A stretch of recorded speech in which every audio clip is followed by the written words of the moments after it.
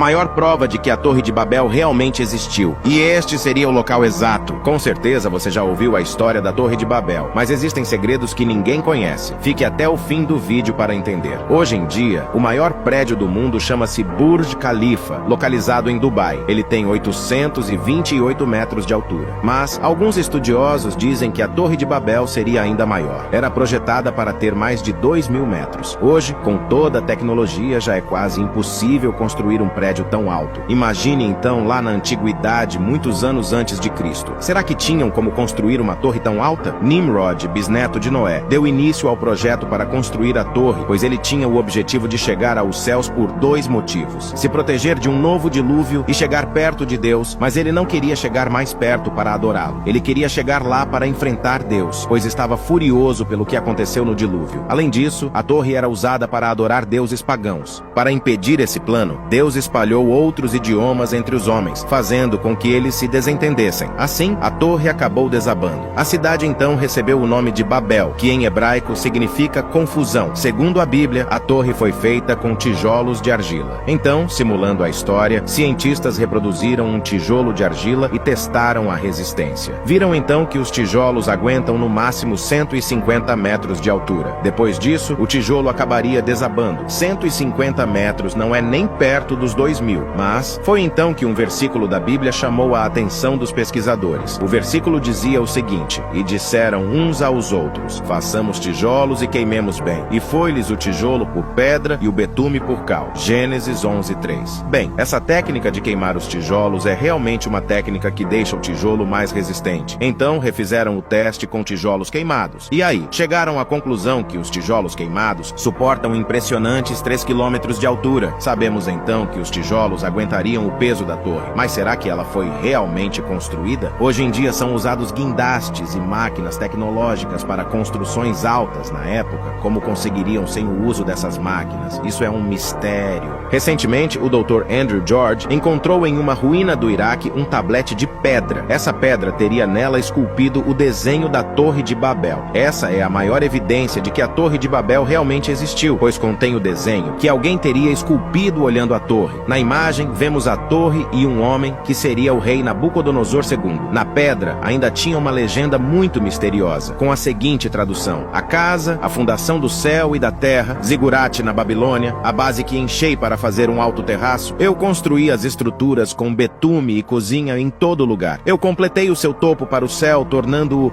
brilhante como o sol." A legenda é confusa, mas dá para entender que a torre era muito grande. Muitos acreditam que essa pedra é a prova definitiva de que a Torre de Babel realmente existiu. Agora, comprovar sua altura é algo muito difícil. O que achou dessa história? Acredita que a torre realmente existiu e que a Bíblia está correta? Comente "Eu acredito". Siga nosso perfil Bíblia Hoje em Dia para mais histórias como essa.